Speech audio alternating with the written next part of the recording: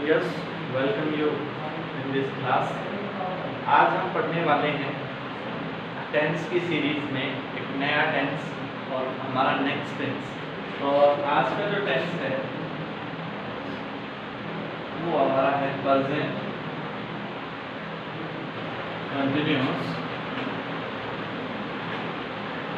Tense. Present continuous tense. तो students, इस tense के अंदर किस प्रकार से हम अच्छी परफॉर्मेंस कर सकते हैं और कैसे इस टेंस से हम बेहतर रिजल्ट्स हासिल कर सकते हैं, क्योंकि ये एक इम्पॉर्टेंट टेंस में से एक है। टेंस तो सारे इम्पॉर्टेंट हैं, लेकिन इस टेंस की अपनी एक निर्णायक भूमिका है।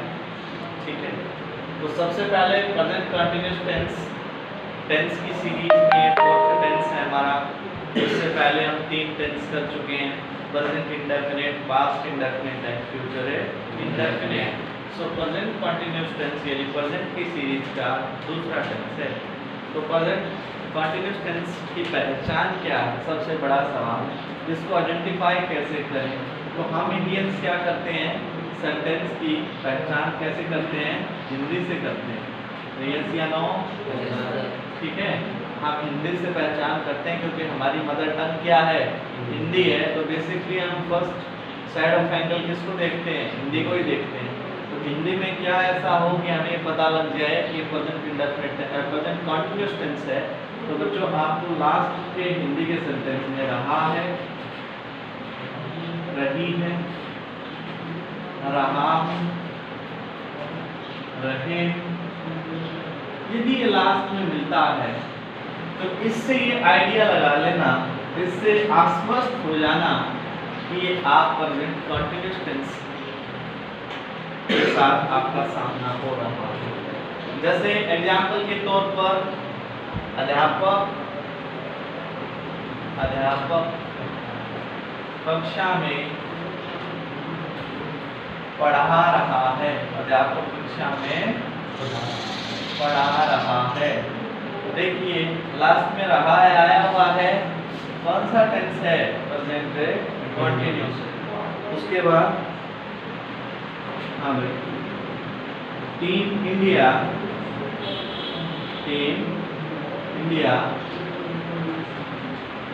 उसके बाद मैच जीत रही है। टीम इंडिया मैच जीत रही है। देखिए लास्ट में रही आया हुआ है, कौन सा टेंस है? Continuous tense. ठीक है, उसके बाद और एग्जाम्पल के तौर पे है आपका वे लोग खाना खा रहे हैं। वे लोग खाना खा रहे हैं। लास्ट में रहे आया हुआ है, कौन सा टेंस है? प्रेजेंट कंटिन्यूअस टेंस है। उसके बाद मैं गीत गा रहा हूँ। मैं गीत गा रहा हूँ, कौन सा टेंस है? प्रेजेंट कंटिन्यूअस टेंस है।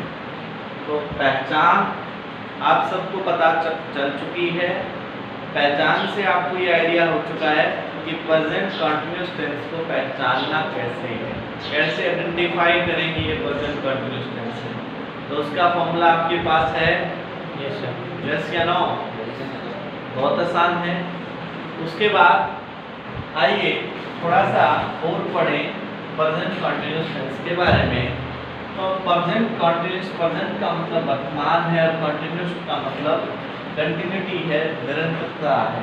ठीक है, क्या है? निरंतरता यानी कांस्टेंट एक्शन हो। ठीक है, कांस्टेंट एक्शन हो। कौन? किसका? किस टाइम का? प्रेजेंट का।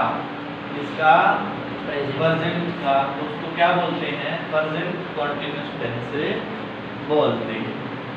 देखिए टीम इंडिया मैच जीत रही है, तो टीम इंडिया लगातार मैच जीत रही है।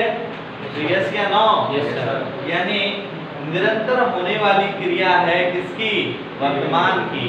उसके बाद वे लोग खाना खा रहे, इट मीन कि वे लोग निरंतर खाना खा रहे हैं, यानी कांस्टेंट एक्शन है यहाँ पे भी।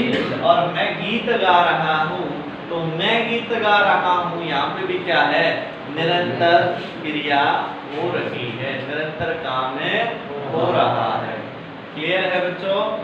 उसके बाद तो प्रेजेंट कंटीन्यूअस टेंस में क्या होता है, प्रेजेंट के अंदर कांस्टेंट एक्शन होता है, उसी को प्रेजेंट कंटीन्यूअस टेंस बोलते हैं। पहचानने के क्या तरीके हैं, क्योंकि बेसिकली हमारी इंग्लिश कैसे चलती है, हिंदी टू इंग्लिश चलते हैं। तो पहले हिंदी में आपको पता होना चाहिए, तो हिंदी में आपको पता लग गया ये सब मिलता है किसी हिंदी के सेंटेंस के लास्ट में, तब हमें कैसे पता लग जाएगा कि ये प्रेजेंट कंटीन्यूअस टेंस है, अगर अंत में हमें ये सब मिलता है। ठीक है, उसके बाद आगे चलते हैं। अब जो है इसके अंदर हेल्पिंग वर्ब क्या है, HV helping verb. Helping verb को ग्रामेटिकली क्या कहा जाता है, ऑक्सिलरी वर्ब कहा जाता है। क्या कहा जाता है, ऑक्सिलरी वर्ब, ऑक्सिलरी वर्ब। ठीक है, ऑक्सिलरी, ऑक्सिलरी वर्ब इनको कहा जाता है ग्रामेटिकली, इसको हेल्पिंग वर्ब को। हेल्पिंग वर्ब किसके काम आती है, हेल्पिंग वर्ब किसी सेंटेंस में किस लिए काम आती है, या तो मोड ऑफ एक्शन को बताने के लिए, या तो मोड ऑफ एक्शन, ठीक है, या मैनर ऑफ एक्शन, या फिर मैनर ऑफ एक्शन को बताने के लिए, या फिर मोड ऑफ टाइम को बताने के लिए। मोड ऑफ टाइम को बताने के लिए किसी भी सेंटेंस में किसका यूज किया जाता है, हेल्पिंग वर्ब का। या तो मोड ऑफ एक्शन को बताने के लिए, या फिर मोड ऑफ टाइम को बताने के लिए। दो सेंटेंस है, जैसे हाँ भाई,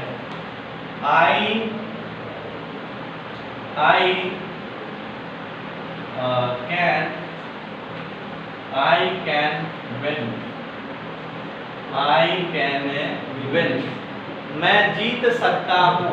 तो देखिए यहाँ पे हेल्पिंग वर्ब क्या यूज हुई है, कैन। इसने क्या बताया है, मैनर ऑफ एक्शन को बताया है। किसको बताया है, मैनर ऑफ एक्शन को बताया है कि मेरे अंदर क्या है, कैपेसिटी है। मेरे अंदर क्या है, कैपेसिटी है किसकी, जीतने की। ठीक है, तो हेल्पिंग वर्ब का यूज यहाँ पे मोड ऑफ एक्शन या मैनर को बताने के लिए यूज हुआ। ठीक है, अब एक सेंटेंस और है, he is a thief, वह एक चोर है। इस सेंटेंस में मोड ऑफ टाइम को बताने के लिए यूज हुआ, मोड ऑफ टाइम को बताने के लिए यूज हुआ कि आज की तारीख में वह क्या एक चोर है। यस या नो, हो सकता है कि कल वह बहुत ईमानदार और साहूकार व्यक्ति था, he was an honest person, but right now he is a thief। Clear है, तो समझ में आया। उसके बाद यहाँ पे अब हेल्पिंग वर्ब जो है वो क्या लगेगी, और हेल्पिंग वर्ब का क्या क्या यूज किया जाएगा। तो हेल्पिंग वर्ब यहाँ पे 3 है। कैसे आई, बी से आई। किससे आई, बी से आई। आपसे कोई ये पूछ ले कि प्रेजेंट कंटीन्यूअस की हेल्पिंग वर्ब कहाँ से आई है, तो बी से आई है। और बी से क्या बना है, इज बना, एम बना और आर बना। अब आपसे ये पूछ ले कि बी क्या है, तो बी क्या है बच्चों, प्राइमरी वर्ब है। क्या है, प्राइमरी वर्ब है। ठीक है, प्राइमरी वर्ब किसके काम आती हैं, प्राइमरी वर्ब से ही मोड ऑफ टाइम को, मोड ऑफ टाइम को दिखाने वाली जितनी भी हेल्पिंग वर्ब है सब पैदा किससे हुई हैं, सबका इन्वेंशन किससे हुआ है, सबका ओरिजिन किससे हुआ है, इसी प्राइमरी वर्ब से हुआ। प्राइमरी वर्ब में कौन कौन है, डू है और एक हैव है। प्राइमरी वर्ब में कौन है, एक डू है, एक हैव। क्लियर है? तो बी। अब इज के लिए, इज किसके लिए? सिंगुलर के लिए। किसके लिए? सिंगुलर। यदि सब्जेक्ट क्या हो? यदि सब्जेक्ट क्या हो? सिंगुलर हो तो वर्ब कौन सी लगेगी? इज लगेगी। यदि सब्जेक्ट क्या हो? सिंगुलर हो तो वर्ब कौन सी लगेगी? इज लगेगी। और यदि सब्जेक्ट, यदि आई हो सब्जेक्ट के रूप में, यदि सब्जेक्ट क्या हो? आई हो तो वर्ब कौन सी लगेगी? एम। वर्ब कौन सी लगेगी? एम। और उसके बाद यहाँ पे आर। यदि सब्जेक्ट प्लूरल हो, यदि सब्जेक्ट क्या हो? प्लूरल हो। क्या हो? प्लूरल सब्जेक्ट हो तो वर्ब क्या लगेगी? हेल्पिंग वर्ब क्या लगेगी? आर लगेगी। क्या लगेगी? आर लगेगी। उसके बाद एक कॉमन फॉर्मूला है। कॉमन फॉर्मूला क्या है? यानी दूसरे नंबर पर सबसे मोस्ट इंपोर्टेंट चीज क्या है? तो हेल्पिंग वर्ब के साथ मेन रोल किसका रहता है? मेन वर्ब का रहता है। और कोई भी कॉन्टिन्यूअस टेंस हो ना, कोई भी कॉन्टिन्यूअस टेंस हो, ठीक है, यानी अगर आपको कॉन्टिन्यूअस टेंस दिख रहा है, कॉन्टिन्यूअस टेंस दिख रहा है कोई भी, तो चाहे वो प्रेजेंट कंटीन्यूअस हो, चाहे वो पास्ट कंटीन्यूअस हो, चाहे फ्यूचर कंटीन्यूअस हो, उसमें वर्ब की फोर्थ फॉर्म का यूज किया जाएगा। वर्ब की कितनी फॉर्म है? 5 है। वर्ब की कितनी फॉर्म है? 5 है। अगर मैं फॉर्म ऑफ वर्ब की बात करूं तो कितनी है? 5 है।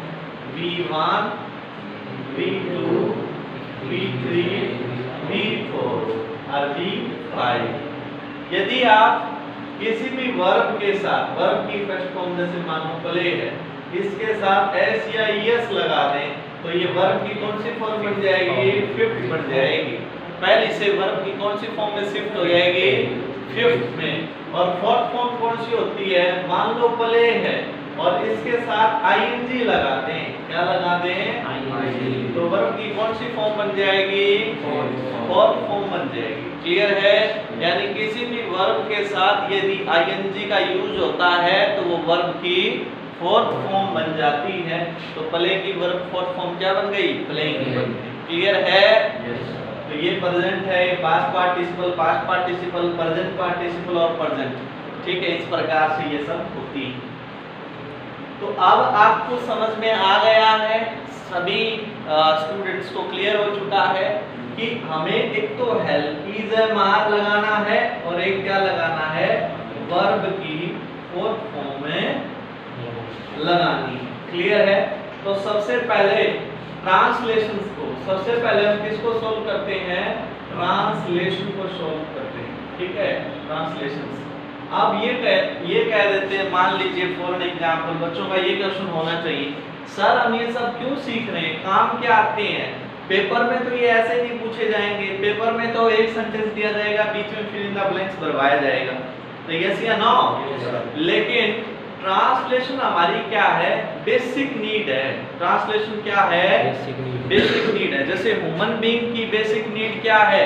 रोटी, कपड़ा और मकान। ठीक उसी प्रकार से एक इंग्लिश लैंग्वेज के बच्चे के लिए बेसिक नीड क्या होती है? ट्रांसलेशंस होती है। ठीक है, क्योंकि ट्रांसलेशन के बेस पे वो क्या करता है? हिंदी से सेंटेंसेस को इंग्लिश में कन्वर्ट करता है। Is that clear? और उसमें हमें किसकी जरूरत पड़ती है? सीक्वेंस या स्ट्रक्चर्स की। किसकी? सीक्वेंस या स्ट्रक्चर्स की। ठीक है, तो अब हम कुछ सीक्वेंस या स्ट्रक्चर करने वाले हैं जो कवर अप कर देंगे किस टेंस को? प्रेजेंट कंटीन्यूअस टेंस को।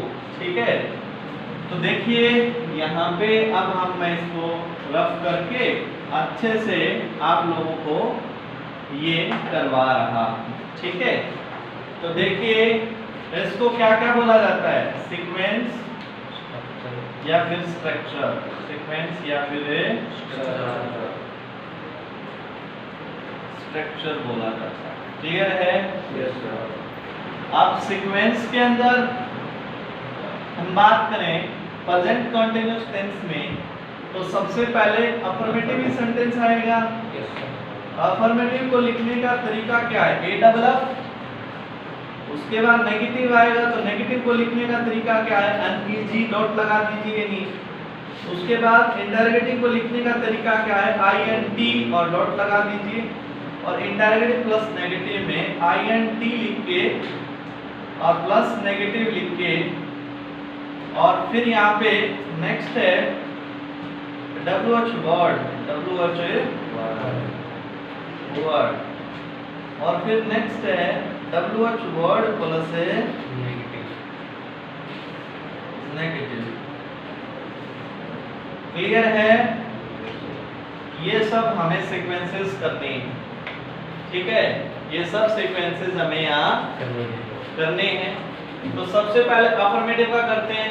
तो अफर्मेटिव में बेसिक क्या है? सब्जेक्ट आना है, इज एम और आर का यूज होना है, प्लस वर्ब की फोर्थ फॉर्म आएगी।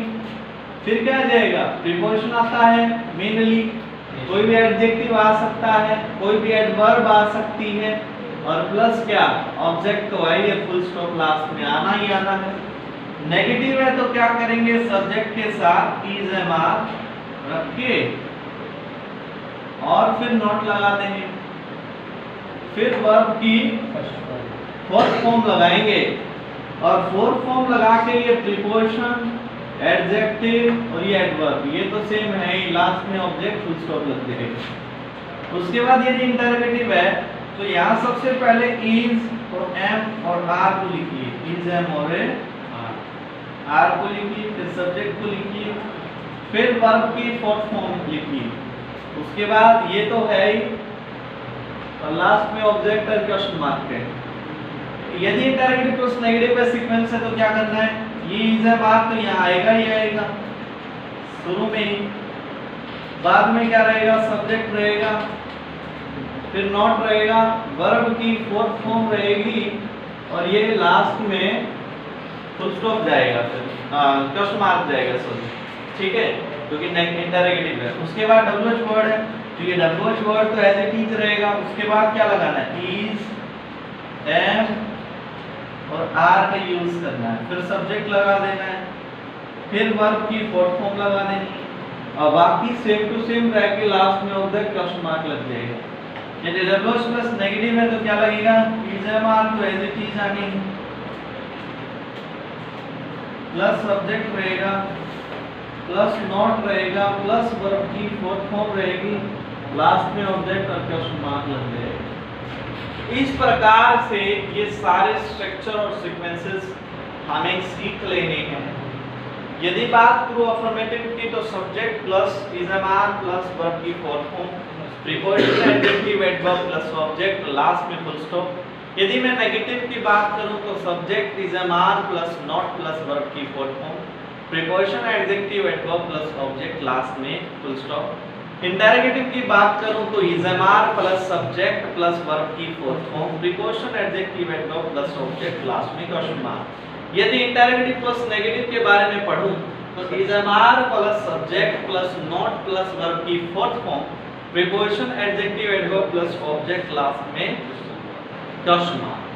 WH फैमिली वाले सेंटेंसेस पढ़ो तो WH वर्ड है plus is am are plus subject plus verb की fourth form, preposition, adjective, adverb plus object, और लास्ट में क्वेश्चन मार्क। यदि WH प्लस नेगेटिव है तो क्या करना है? WH वर्ड तो है ही, is am are plus subject plus not plus verb की fourth form, preposition, adjective, adverb plus object, last में क्वेश्चन मार्क।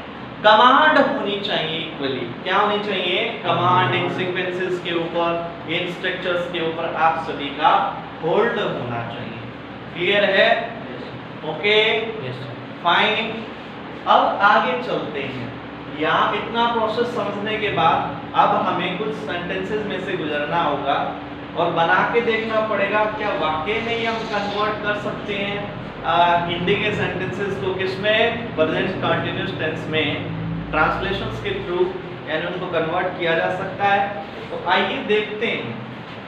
ओके, तो एक बार फिर से अब हम, हाँ भाई, यहाँ से वीडियो पॉज करके बच्चे जो है आप स्क्रीनशॉट ले लीजिए इनका, क्योंकि बाद में अब ये अप्लाई होने हैं।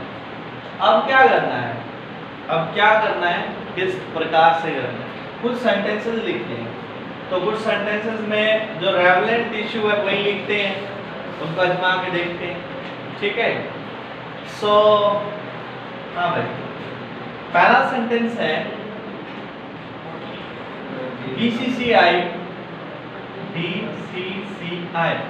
BCCI board cricket control of India. So BCCI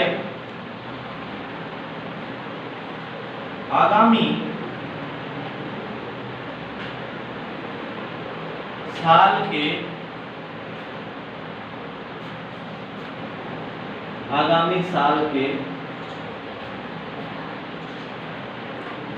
भारतीय टीम के मैच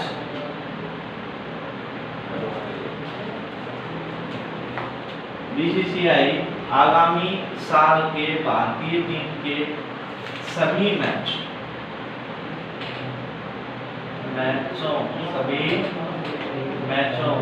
की सूची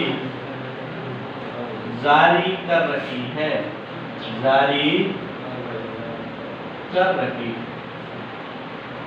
ठीक है। BCCI आगामी साल के भारतीय टीम के सभी मैचों की सूची जारी कर रही है। अभी आपके पास एक सेंटेंस है, दिख रहा है आपको ये सेंटेंस? क्या एक सेंटेंस पर्याप्त है? नहीं, बिल्कुल पर्याप्त नहीं है, एक सेंटेंस और लिखेंगे। तो एक दो सेंटेंस और लिखते हैं। तो सेंटेंस क्या है? भारतीय देश की भारत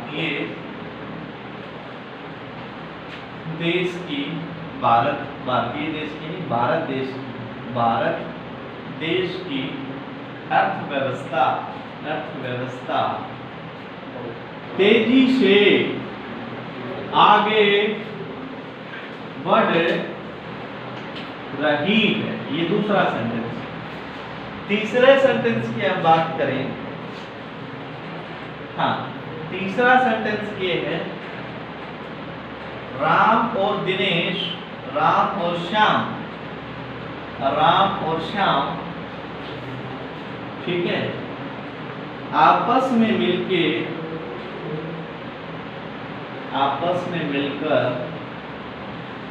ठीक है, राम और श्याम आपस में मिलकर खेत के अंदर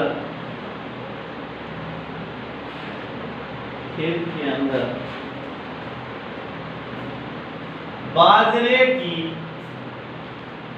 कटाई कर रहे हैं। ये सेंटेंस अभी हमारे पास थी, ठीक है। राम और श्याम आपस में मिलकर खेत के अंदर बाजरे की कटाई कर रहे हैं। Is that clear? सबसे पहले सेंटेंस को सोल्व करते हैं। तो BCCI आगामी साल के भारतीय टीम के सभी मैचों की ठीक है सूची जारी कर चुकी है। हाँ भाई, तो यहाँ पे सब्जेक्ट क्या है? सब्जेक्ट क्या है? कौन जारी कर रही है सूची? BCCI। तो सबसे पहले BCCI लिखिए, यहाँ पे BCCI लिखिए हमने, board cricket control of India. अब सूची जारी कर रही है, तो यहाँ पे एक किस्म से ये प्लान फ्यूचर है। क्या है? Plan future. और प्लान फ्यूचर को दिखाने के लिए प्रेजेंट कंटिन्यूअस में इज गोइंग टू का यूज कर देते हैं। यस या नो? तो BCCI is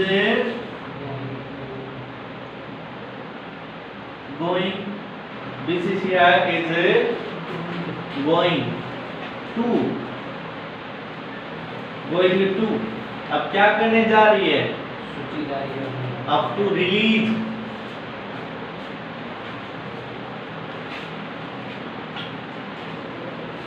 BCCI is going to release, हाँ भाई, BCCI is going to release, अब क्या रिलीज करने जा रही है?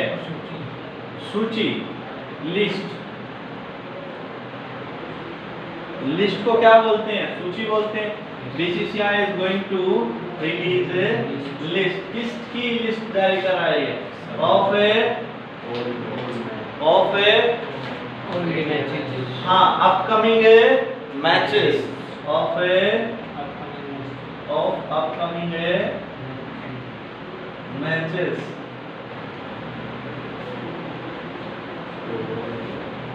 हाँ भाई, going to release list of upcoming matches। हाँ, अब किसके? भारतीय टीम के। टॉप टीम है इंडिया, टॉप टीम है इंडिया। बन गया पहला sentence. BCCI is going to release list of upcoming matches of team India। ठीक है, तो BCCI, हाँ भाई, BCCI going to release list of upcoming matches of team India। ठीक है, और आगामी साल के, तो इन नेक्स्ट ईयर। ठीक है, इन नेक्स्ट ईयर। ठीक है, BCCI is going to release list of upcoming matches of team India। ठीक है, अब यहाँ पे ये इन नेक्स्ट ईयर जो है ना, ये यहाँ पे नहीं लिखेंगे क्योंकि इसका मीनिंग फिर चेंज हो जाएगा। ठीक है, आप इसको इतना ही रखिए। BCCI is going to release list of upcoming matches of team India which is going to held in next year। ठीक है, आप इसमें थोड़ा और ऐड कर सकते हैं, आगामी साल के, तो which अब मैचेस हैं तो आर आएगा इसमें, which are going to held, which are going to held in upcoming year, in upcoming season भी आ सकता है, in upcoming season या फिर year। क्लियर है? अब ये सेंटेंस अपना कंप्लीट मीनिंग दे रहा है भाई। BCCI is going to release list of upcoming matches of team India which are going to held in upcoming year। ठीक है, क्लियर है पहला सेंटेंस। उसके बाद अगला सेंटेंस अब सॉल्व करते हैं। भारत देश की अर्थव्यवस्था तेजी से आगे बढ़ रही है। बहुत ही आसान सेंटेंस है। तो किस देश की अर्थव्यवस्था? भारत की, तो सब्जेक्ट भारत है, तो हमें भारत देश की अर्थव्यवस्था, ये पूरा क्या है? सब्जेक्ट है, लॉन्ग सब्जेक्ट है। तो इकोनॉमी, हमें भारत देश की अर्थव्यवस्था, तो भारत देश की अर्थव्यवस्था को क्या बोलते हैं? Economy of India, economy of India. Bharat देश की अर्थव्यवस्था तेजी से आगे बढ़ रही है। Is growing rapidly, is growing rapidly. हाँ, भारत देश की अर्थव्यवस्था तेजी से आगे बढ़ रही है, तो economy of India is growing rapidly. ठीक है, तो भारत देश की अर्थव्यवस्था तेजी से आगे बढ़ रही है। अगला सेंटेंस है इसी कड़ी में, राम और श्याम आपस में मिलकर खेत के अंदर बाजरे की कटाई कर रहे थे। ठीक है, तो आपस में मिलकर मतलब ऑल टुगेदर, एक साथ। ठीक है, तो राम एंड श्याम, राम एंड श्याम। अब क्या करें? आर आ जाएगा क्योंकि दो है यहाँ पे, तो प्लूरल है तो यहाँ पे आर आएगा। Ram and Shyam are working, अब कहाँ काम करें? खेत के अंदर। Are working in their in their fields, ठीक है। राम खेत के अंदर काम नहीं कर रहे हैं, कटाई कर रहे हैं।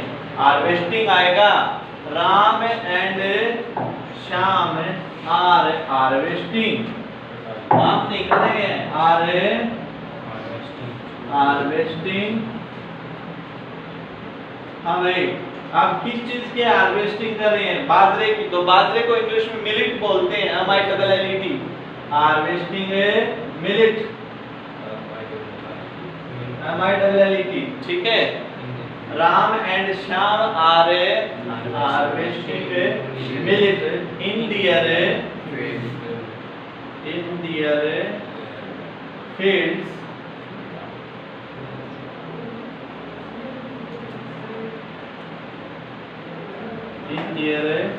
fields all together,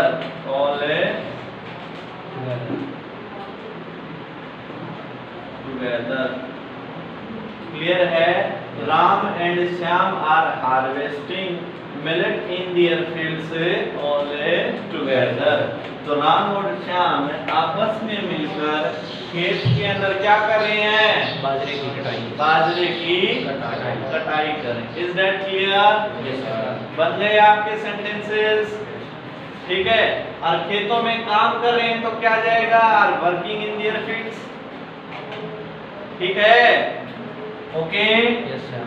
तो ये ट्रांसलेशंस के कुछ सेंटेंसेस के बाद अब हम आगे बढ़ते हैं और इसमें आगे करते हैं uses of sentence, uses of present continuous.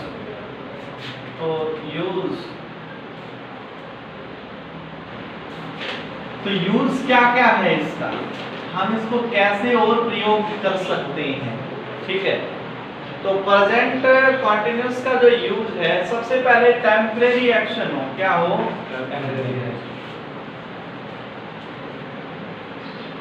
Temporary action हो, किसका? प्रेजेंट का, ऑफ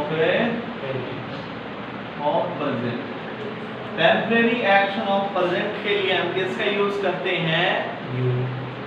प्रेजेंट कंटीन्यूअस टेंस का यूज करते हैं ऐसे एक्शन को दिखाने के लिए जो क्या है? टेम्परेरी है, ठीक है। जैसे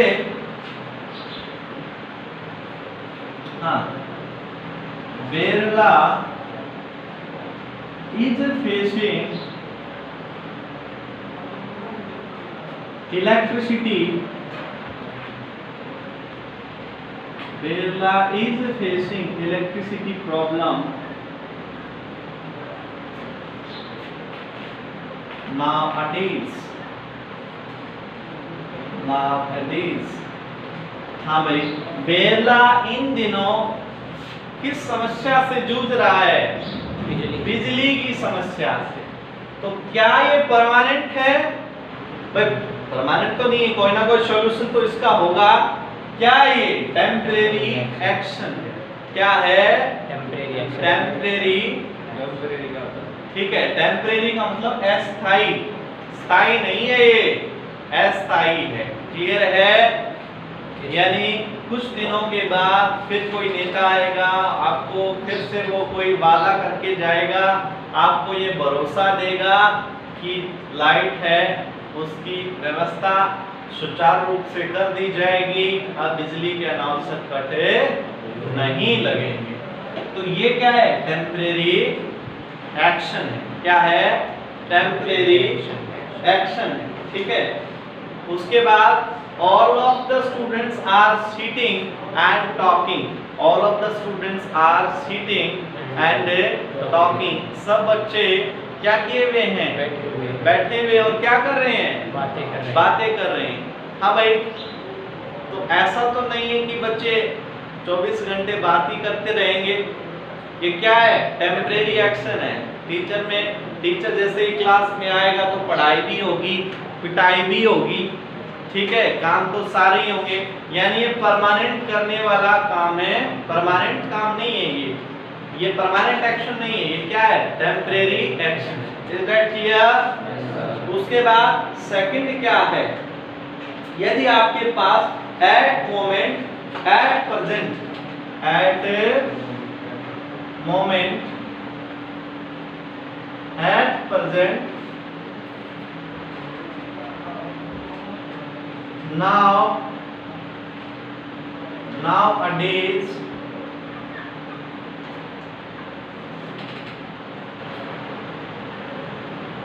these days, ठीक है। इन सब, ये सब यदि आपको मिलते हैं तो फिर प्रेजेंट कंटीन्यूअस टेंस लगाना है, ठीक है। यदि आपको at present, at the moment, उसके बाद at present, at the moment, now days, now, these days, ठीक है, और स्टिल हो, स्टिल, तो इन सब के साथ प्रेजेंट कंटीन्यूअस टेंस का यूज किया जाएगा। यदि ये किसी भी सेंटेंस में, ये डायरेक्ट कॉन्सेप्ट है, किसी भी सेंटेंस में यदि ये सर्टेन वर्ड्स आपको मिलते हैं तो किसका यूज किया जाएगा? प्रेजेंट कंटीन्यूअस टेंस का। ये कौन से कॉन्सेप्ट को दिखाते हैं? ये टेम्परेरी एक्शन ऑफ प्रेजेंट को शो करते हैं। क्लियर है? ओके। उसके बाद ऐसा एक्शन, उसके बाद दूसरे नंबर पे क्या है? ऐसा एक्ट हो जो बोलते समय जारी हो, ऐसा एक्ट जो क्या हो? Time of speaking, time of speaking, time of speaking, यानी बोलते समय जो काम जारी हो, बोलते समय जो काम है जारी हो, बोलते समय कोई क्रिया हो रही हो, तो उसके लिए भी प्रेजेंट कंटीन्यूअस का यूज किया जाएगा। जैसे teacher is teaching, teacher is teaching the students, teacher is teaching the students of class 12, ठीक है। तो यहाँ पे क्या है? बोलते समय ये काम है जारी है। अरे बोलते समय ये काम है जारी है, तो कौन सा टेंस आएगा? प्रेजेंट कंटीन्यूअस टेंस आएगा। Is that clear? Vishal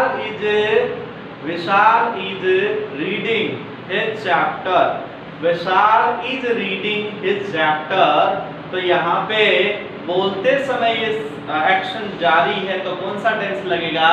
present continuous tense लगेगा। Is that clear?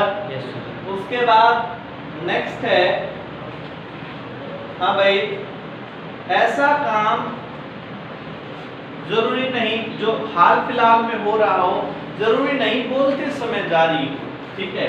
ऐसा एक्शन, नंबर 3 क्या है यहाँ पे कॉन्सेप्ट?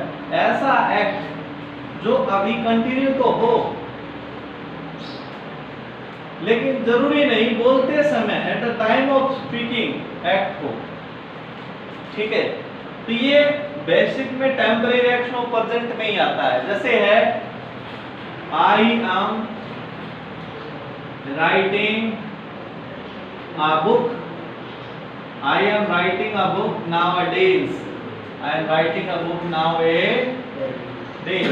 इन दिनों मैं क्या कर रहा हूं? एक पुस्तक लिख रहा हूं। इन दिनों मैं एक पुस्तक लिख रहा हूं। अब अभी तो नहीं लिख रहा हूं ना, लेकिन काम तो फिर भी जारी है, तो जरूरी नहीं बोलते समय काम जारी हो। ऐसे केसेस में भी किसका यूज किया जाता है? प्रेजेंट कंटीन्यूअस का। क्लियर है? उसके बाद प्लान्ड फ्यूचर जो है, प्लान्ड फ्यूचर, इसके लिए मैं आपको पहले ही बता चुका हूं बच्चों, प्लान्ड फ्यूचर के लिए प्रेजेंट कंटीन्यूअस का यूज होता है। या तो गोइंग टू से दिखाते हैं प्लान्ड फ्यूचर को, यस या नो, या फिर यहाँ पे बी हो और टू हो और वर्ब की कौन सी फॉर्म हो? फर्स्ट फॉर्म हो, ठीक है। ओके, कौन सी फॉर्म हो? फर्स्ट हो।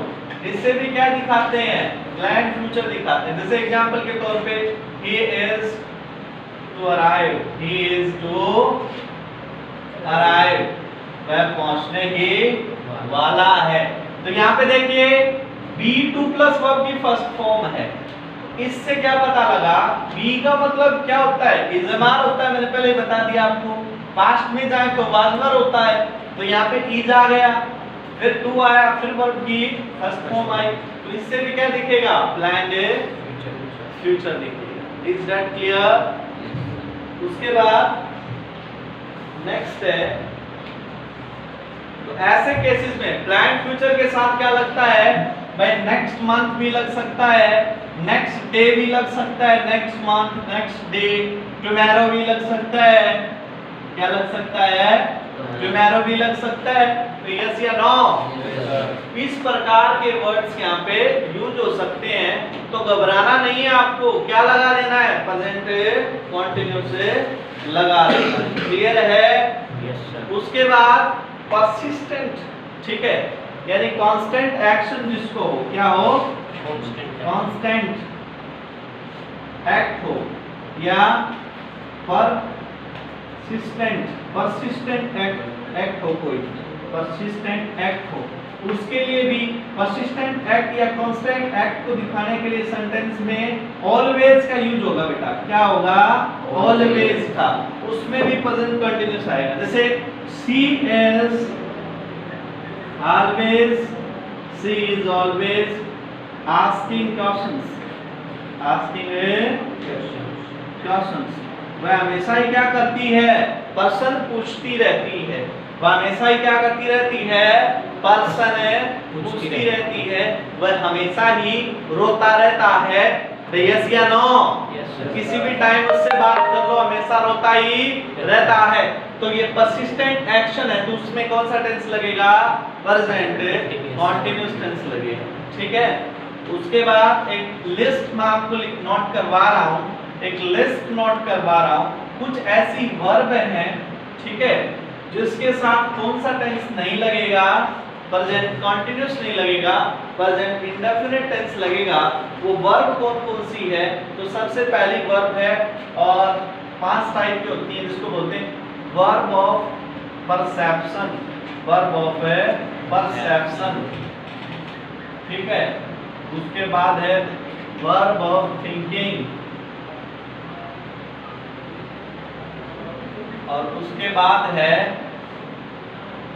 Verb of emotion,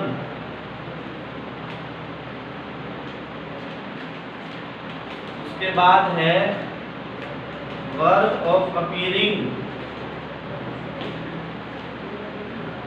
verb of appearing, perception, thinking, emotions, appearing, और वर्ब ऑफ पोर्शंस।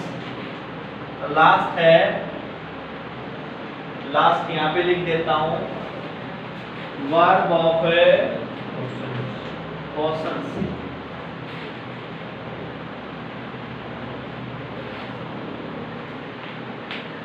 ये कुछ ऐसी वर्ब है बेटा जिनके साथ प्रेजेंट कंटीन्यूअस लगाओगे तो इनका मीनिंग ही चेंज हो जाएगा। इसके साथ हमेशा प्रेजेंट इंडेफिनिट का यूज करना है।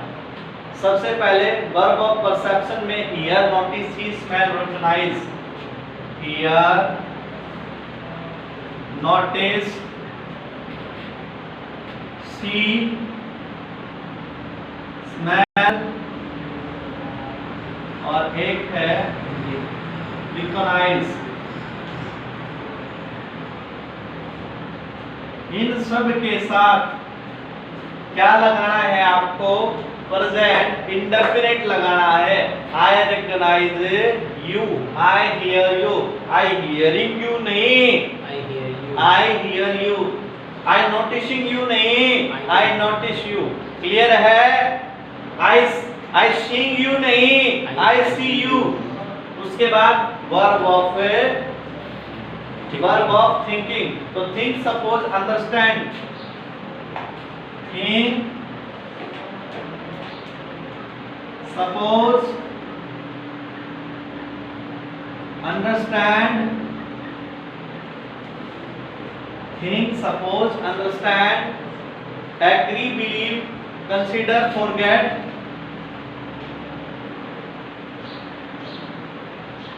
Agree, believe, consider, forget, agree, believe, consider, forget, know, mean, imagine, know, mean, imagine,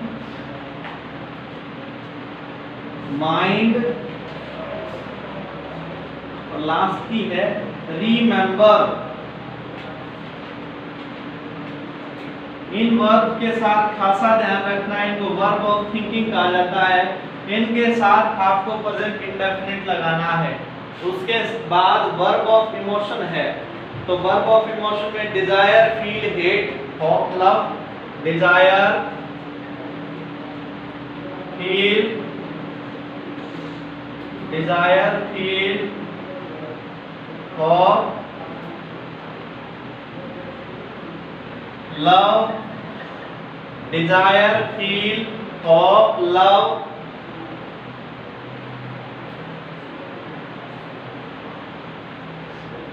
refuse, want, wish, refuse, want, wish, prefer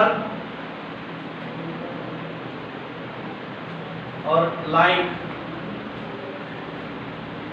ठीक है। और लास्ट है लाइक, और यहाँ पे हेट। इनको कहा जाता है वर्ब ऑफ इमोशंस। हाँ, वर्ब ऑफ इमोशन। क्लियर है? वर्ब ऑफ थिंकिंग हो गई, वर्ब ऑफ परसेप्शन हो गई, अब वर्ब ऑफ अपीयरिंग रह गई। तो वर्ब ऑफ अपीयरिंग में 3 टाइप की वर्ब होती हैं। हाँ भाई, verb of appearing, verb of appearing. तो एक होती अपीयर, एक होती है लुक, और एक होती है सीम। एक क्या होती है? सीम। अपीयर, लुक, सीम, ये 3 वर्ब हैं जो वर्ब ऑफ अपीयरिंग में आती हैं। क्लियर है? yes. और लास्ट में बचता है वर्ब ऑफ पोर्शंस। तो verb of possession belong, contain, own, belong, contain, own, possess, belong, contain, on, possess, consist of,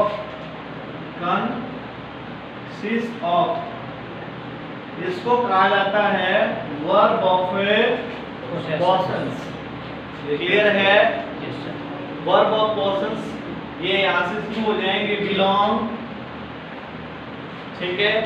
उसके बाद contain, on, OW1, possess, POSSESS, possess, और consist of, ये वर्ब ऐसी हैं जिनके साथ केवल प्रेजेंट इंडेफिनिट का यूज होगा।